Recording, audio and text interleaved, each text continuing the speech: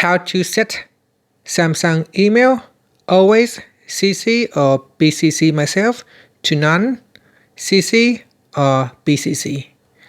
First, let's go back to the home screen by tapping on the home button at the bottom of the screen. Then on the home screen or in the apps screen, open up the email app. And from the inbox view, tap on the menu key, then tap on the settings icon. After that, we scroll down and then open up one of the email accounts. In here, scroll down, then tap on always CC or BCC myself.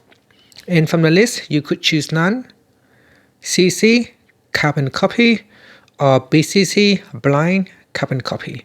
Select one of the options, and then tap on the back key or tap on the home button to go back to the home screen. Thank you for watching this video. Please like and subscribe to my channel for more videos.